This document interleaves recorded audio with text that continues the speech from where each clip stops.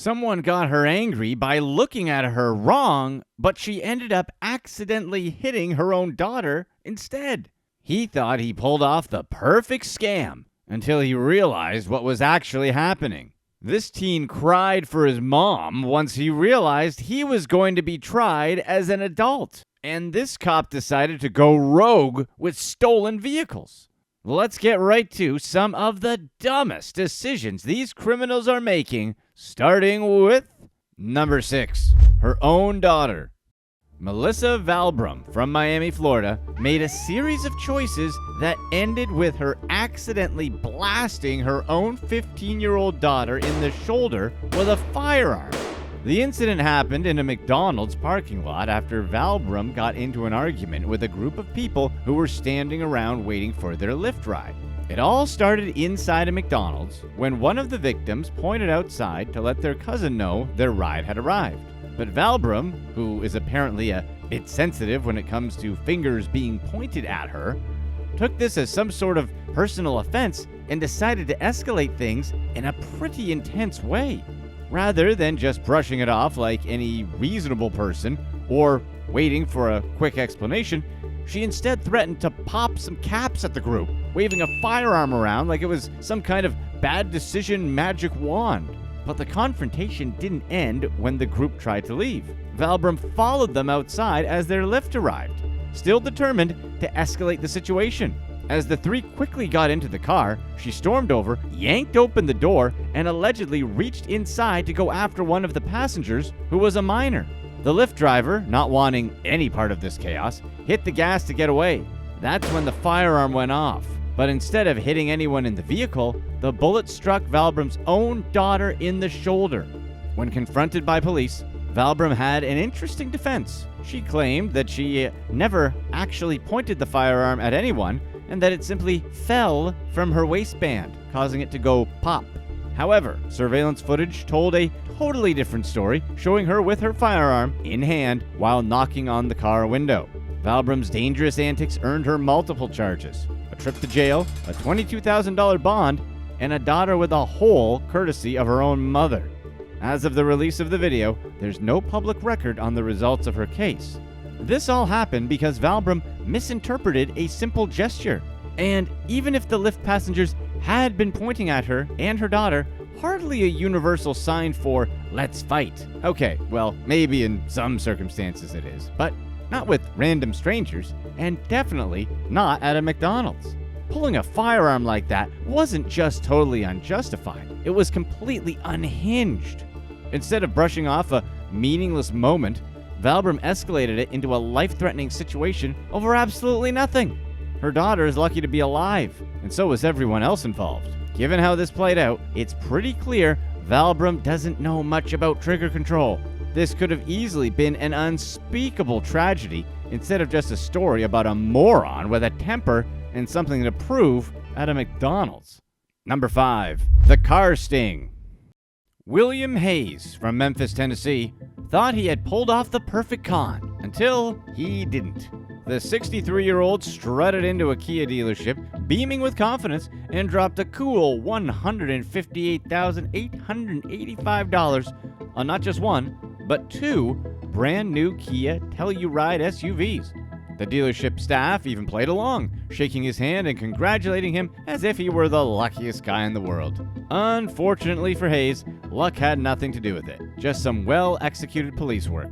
As it turns out, Hayes wasn't exactly who he claimed to be. He had allegedly used a Tennessee driver's license belonging to a deceased man to make the purchase. What he didn't know was that the dealership staff spotted the problem almost immediately. Instead of shutting him down immediately, they decided to have a little fun. They let him go through the whole process, smiling and nodding as he signed paperwork, probably thinking he had pulled off the ultimate scam. Then, just as he thought he was home free, the cops walked in. 1 second, Hayes was living the dream. 2 shiny new SUVs, a round of applause, and all the confidence in the world as his scam worked like a dream. The next second, he was in handcuffs, with the keys to both cars still in his pocket. Memphis police confirmed that officers waited until he had fully committed before making their move, ensuring there was no way for him to wiggle out of the situation. The whole thing was caught on camera, And because the internet never lets moments like this slide, footage of his downfall was posted online. Hayes was charged with forgery and attempted theft, with both charges falling in the $60,000 to $250,000 range. His bond was set at $50,000, though it's unclear if he managed to post it, nor are there any updates on the results of his case. If he thought he was getting away with a slick scheme, he found out the hard way that the only thing he was driving off with was a criminal record. Number 4. Doing adult things. Sean Simpson from Gastonia, North Carolina, probably didn't think much about the consequences of his actions until he collapsed in court upon realizing he wasn't getting out of jail. The 16-year-old is facing a first-degree charge for taking the life of another 16-year-old, Zaquavius Dawkins. On top of that, he's also staring down an attempted charge for injuring Dawkins' friend. By the way, before we dive into this story, don't forget to click that subscribe button and make sure you also click the bell to turn on all notifications so you don't miss any critical knowledge to defend yourself. Anyways, prosecutors say Dawkins and his friend were walking down a street when a black Tesla pulled up beside them. Inside the car was Simpson, who apparently had some past issues with Dawkins. The two had fought at school in 2024, though it seemed the issue had been settled. In reality, it hadn't. So Simpson had allegedly shouted something from the back seat at Dawkins before the car drove off, only to return moments later. That's when, according to reports, Simpson made his extremely dumb and life-changing decision to discharge his firearm. Dawkins was hit in the shoulder, and while his friend survived, Dawkins wasn't as fortunate. He was tragically found in a parking lot. His life ended. It's all the more tragic that getting hit in the shoulder isn't typically a life-ending area to get hit, and had help arrived in time, there's a good chance he would have made it. Simpson's arrest came 2 days later at the Gaston Adolescent Center, a facility for kids with emotional and behavioral difficulties. If he thought that his background as a troubled youth might get him some sympathy, he was in for a rude awakening. A North Carolina law that took effect in 2024 says that 16 and 17-year-olds can now be charged as adults for serious crimes. Simpson is one of the first to face this harsh reality, and he didn't take it well. In court, he was overcome with emotion, sobbing, wiping his eyes, and eventually collapsing when the judge told him he wouldn't be granted bail. As officers helped him up, he cried out, "I love you, Mama," a far cry from the tough guy he was allegedly involved in just days later. Meanwhile, Dawkins' family is left grieving. His aunt described him as a kind-hearted boy who would do anything for anyone. His grandmother said his loss was felt not just by their family, but by the entire neighborhood. Even his high school paid tribute, calling him a scholar athlete and a thoughtful soul. As of the release of this video, Simpson is waiting for his next court date, though a grand jury indictment could change things. At the end of the day, this was just a high school feud, something that likely would have been forgotten after graduation, not something that ended in a courtroom with one life gone and another effectively over. Looking at Simpson and Dawkins, it's painfully clear they were just essentially kids. But the thing about being a kid is that sometimes you don't realize when you've crossed the line you can't come back from. Whether trying teens as adults is the right call or not isn't for us to say. But the fact remains, decisions made in a split second can have consequences that last forever, regardless of age. A life was lost, and for what? A grudge that probably wouldn't have even mattered in a few years? Now one family is grieving, and another is watching their son face a future behind bars. There are no winners here, just wasted lives, and that's sad. Number 3, right shoes only. Hunter Emig, owner of a shoe store called Soul Bros in Cincinnati, faced a bizarre and costly break-in when 3 thieves ransacked his store, making off with over 50 pieces of clothing, a dozen full pairs of sneakers, and, most absurdly, over 100 right shoes. The estimated loss? A painful $45,000 hit to his business. The break-in happened around 3 a.m. when Emig woke up to an alert from his security company and rushed to the store, only to find that the thieves had cleared out nearly 20 minutes earlier. Security footage captured the trio in action. One suspect, dressed in red, casually drank from a liquor bottle before wandering through the store, grabbing shoes. Another, wearing black, moved normally at first, but was later seen limping as he made his escape. suggesting that maybe the next target would be an orthopedic shoe shop. The third, a woman, stayed outside as a lookout. When a MIG arrived, he found his shop trashed. Empty shelves, scattered shoe boxes, and piles of left shoes without their partners.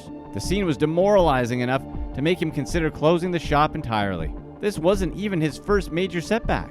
In early 2023, his previous location had been wrecked when a car crashed through the front. Despite everything, a MIG at first decided to keep the business open thanks to overwhelming support from the community. But ultimately, it looks like they've decided to shut down their brick-and-mortar store and only focus on online sales. He still hopes someone recognizes the thieves and helps bring them to justice. He pointed out that at least one of them has a limp, and another is out there with a pile of mismatched sneakers. As of the release of this video, Cincinnati police are still investigating, and the MIG is asking anyone who might have seen something, whether it's a stray right shoe or someone suddenly bragging about their collection of single sneakers, to come forward. Number 2.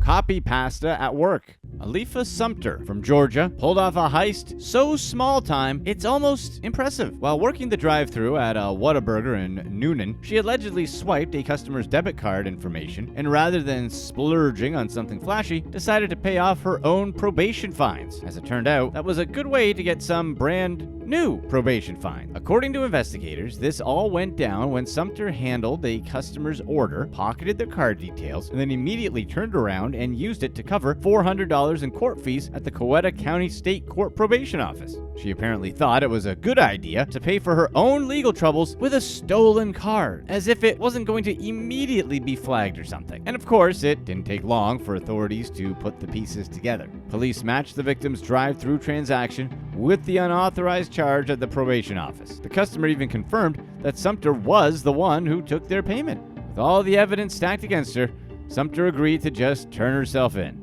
But when the time came, of course, she was nowhere to be found.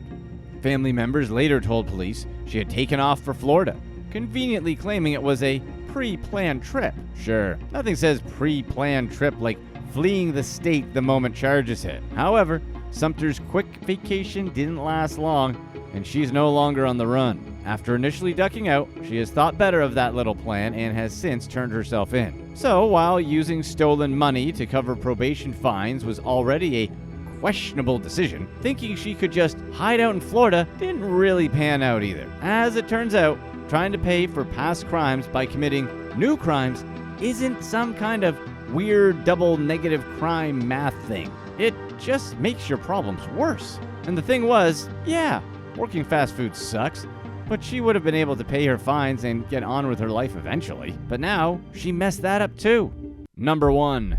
BMW decisions. Sierra Alston, a rookie police officer from Prince George's County, Maryland, wound up in serious trouble after being charged with unauthorized use of multiple stolen rental cars. Once celebrated by her department as a rising officer, Alston now faces felony charges, a suspension without pay, and a whole lot of questions about how a cop ended up behind the wheel of not 1, not 2, but 3 stolen BMWs. The investigation kicked off when Sixt, a rental car company operating at Reagan National Airport, realized they were missing about 30 vehicles, which is a pretty significant realization. So as corporate worked to track them down, 3 of the missing BMWs were recovered, each with a direct link to Sierra Alston. One was found parked outside, an address connected to her, and inside, officers discovered a police department jacket with her name on it. Another was recovered elsewhere, but investigators found that its infotainment system was still logged into Alston's Instagram account, proving she had used it. The third was caught on body cam footage, with Alston behind the wheel while interacting with a DC police officer. To top it all off, phone records placed her near the airport multiple times during the periods when the cars were taken. When questioned about her involvement,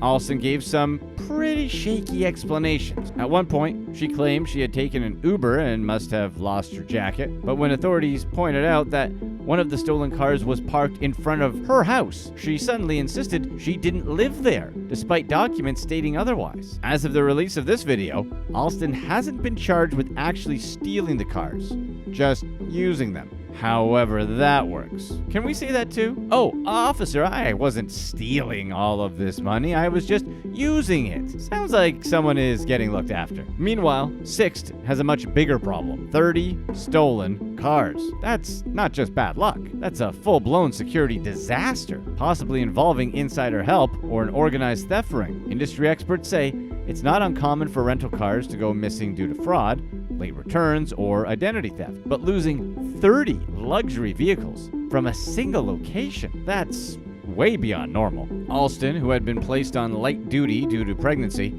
is now indefinitely suspended. With another court date coming up, she might want to rethink her story because the one she's got isn't exactly convincing anyone of anything. As of the release of the video, there hasn't been any updates on her case. Stealing rental cars, or rather using stolen rental cars, is already dumb since they are easier to trace than personal vehicles. But throwing away a promising career as a cop is even dumber. Alston put in a lot of work to start that career, and for whatever reason, she decided to toss it away so she could show off online or something? And why would she log into her Insta in a stolen car and just leave it logged in to begin with? Why leave anything of hers in a vehicle that wasn't hers, then park it at an address tied to her? She knew she wasn't supposed to have these cars and that someone was going to come looking for them eventually. So leaving her stuff behind was very donkey-brained. And as a cop fresh out of the academy,